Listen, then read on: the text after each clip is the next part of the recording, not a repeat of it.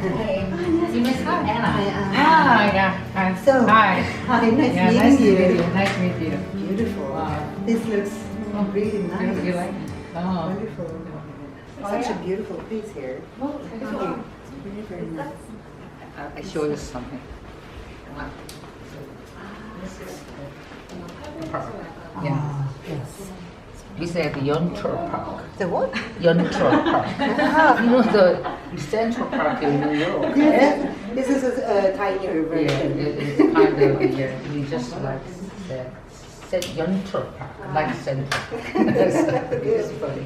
Wonderful. Yeah. We are ready. Okay. So, wait, this for her? This is for her. Okay, this side. So, hi Anna. Hi. I'm so happy to have you here today. So, my name is Kim Mi-kyung. Mi-kyung Kim. I'm the host of this show, NK Show. Wonderful. NK is my initial. Yes. It's Mi-kyung. Yeah, Wonderful. NK. MK. So it's okay to say MK. Is that? Yes, yes. So I'm Anna then. So for the audience in Korea, could you tell us about yourself a little bit, please? Mm-hmm. So my name is Anna, and I was basically when I was a child, I was dreaming about being very independent. So I was dreaming about never marrying, not getting kids, and doing, very, things just on my own and be very independent. Okay. Unfortunately, when I was 16, I met my husband, Ola. When you was 16? Yes. So totally wrong, not at all what I had planned. And we married young at 21, and we got 21. also very, very early. Wow. And then we got 3 kids now, and I spent all my work life working together with my husband and my father-in-law. And the 3 of us started a foundation we call Gapminder, where we try to explain, basically giving a fact-based worldview. And that finally ended up in the book Factfulness. You and me, we are in common. So I'm dreaming of very independent, but Yeah. unfortunately, I have 3 children. Also 3, Yeah. yeah. Thank you very much. Then you know exactly what happens. I mean, it's wonderful, it's amazing, but it's not exactly giving you the space you were thinking about, right? So, yeah. So I'm so sorry about your father-in-law. Yeah, he was so great, man. He was a great man. So I've seen many of his video clips on YouTube. He was so funny. Oh, yeah. I saw that he was holding the big stick. So funny. Yeah, usually when he was going to lecture, he asked the people to prepare and give him a super tall, very, very long stick. So he could point, very high up on the screen. And He doesn't sometimes- use a labor beam. No, he doesn't like that. He wants the real stick. And sometimes when they couldn't, he brought his own fishing rod. So, so he could really reach all the way. And sometimes he did it like, this. And really? it unfolds. So, yeah. So I think because a lot of the things we've been developing has been digital and you see it on a screen. But to actually consume it, you need something that is human and real. And the stick was one of those things, and his personality another, to sort of put everything, to make it feel more alive. Just let's talk about your book. Yes. So I read your book, Factfulness. Yes. Factfulness. So what does mean it, Factfulness?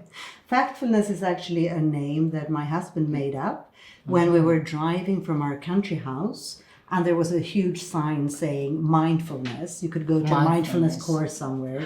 And he thought, but what is the problem with you actually creating a fact-based worldview is that people are actually lacking the facts, the factfulness. So basically it came from like a word riddle in that sense, that to understand the world, we need to make sense of the facts.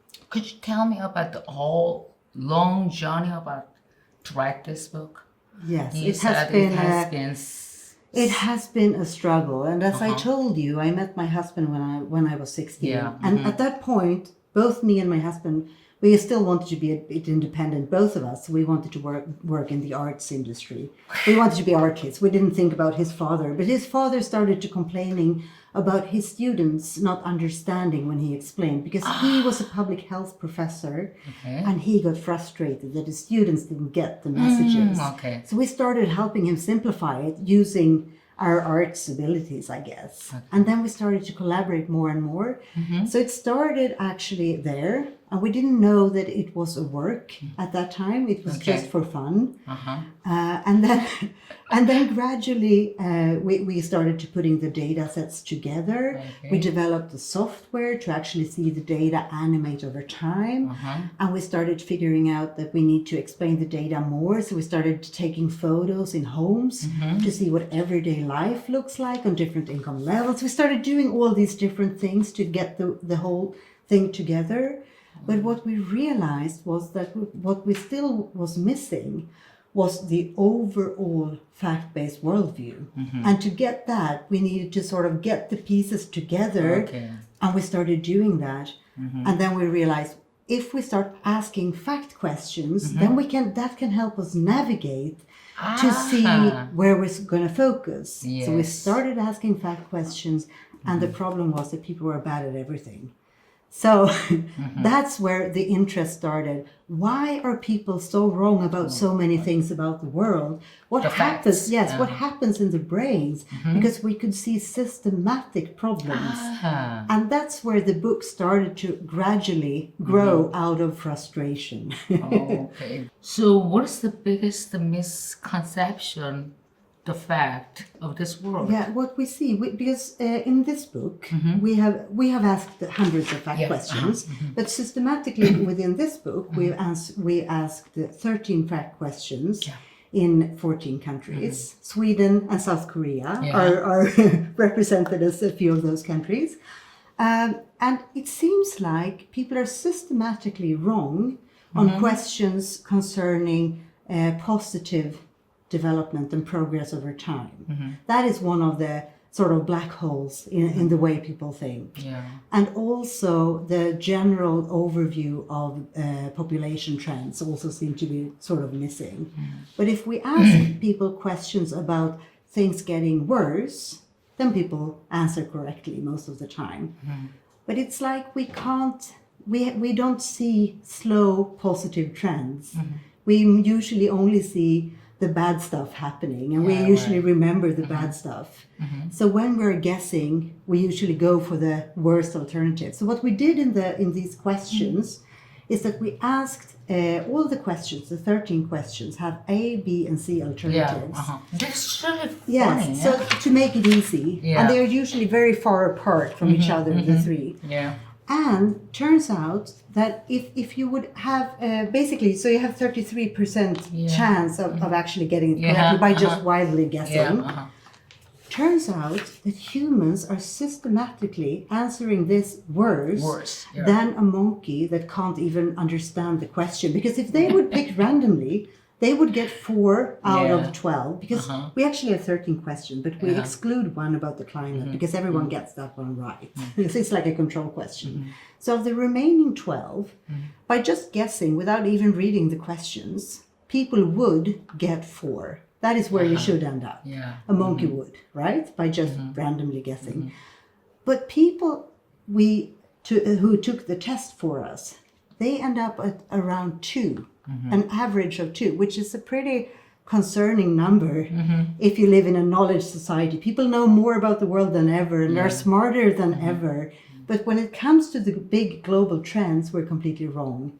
And I think we have a knowledge culture where we have a hard time understanding that, because we read the papers, we watch the news, we are interested, engaged, we are highly educated, and still we get it totally wrong in a systematic way. But the good news for South Korea, bad news for Sweden, is that South Korea was actually the country who scored best on these tests. Oh, really? Yes, it's true, it's true. Congratulations. So congratulations. Okay. Congratulations. Yes. You came straight from airport today. Yes, I did. And I was happy enough that the sun hadn't gone down already. So I actually, so far I've seen everything from the airport to here. But tomorrow I hope to see more, and the day after too. So I'm very happy to be here.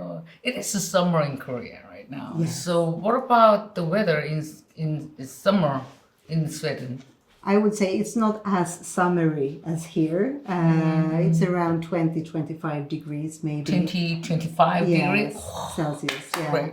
Yeah, and not humid, but dry weather. And we have very light summer nights in the summer because the sun, it doesn't really go all the way down. So during the night, the sky is like, pastel colored, like the northern light kind of color. Now, northern light is exceptional. You very rarely see it, but the skies are usually in pastels like pink and, a little bit purple. I've seen and, that it's pictures. very beautiful. So that's yeah. very beautiful. Wow. But we do have a lot of mosquitoes, so it looks better on photo than being outdoors sometimes. Yes, I really hope. Yeah, I'm gonna visit to Sweden. Yeah. Wow. You're someday, welcome. someday or next Yeah. year. Next year. Next year, great. Ah, Yeah, you're next welcome. year. Yes. So I'm so happy to be here. I think it's wonderful, and I hope to come back many times. This is just the first time. And please help me come up with more ideas for what we need to do for Factfulness. And let me know what you think. And also, we do have the project where we're collecting images from homes from all over the world, which we call Dollar Street. And at this point, we have a few homes from South Korea. So please go there and check out what homes you think are missing. And please help us and add them. You're very welcome to join us and in the community of adding homes from all over the world on all different income levels. Okay, so thanks for coming here. I hope we're gonna meet in Sweden next year. I hope so too. If you come to Sweden, please let us know. Oh yes, great. That would be great. Yeah, thank you. Thank you very much. Thanks so much. Bye. Thank you. Bye. Bye. 지금 제가 어떻게 살아가야 할지 몰라서 혼돈의 시기를 겪고 있는 중입니다. 이때까지 주변 사람들의 말에 휘둘리면서 살아온 저를 반성하고 있는 중이기도 한데요. 진정 제가 원하는 것이 무엇인지, 하고 싶은 게 무엇인지 찾아내는 이런 인생의 여정 중에 김미경 캠퍼스와 함께 할 수 있어서 정말 감사하고 더욱 성장하는 소피소피가 되도록 노력하겠습니다.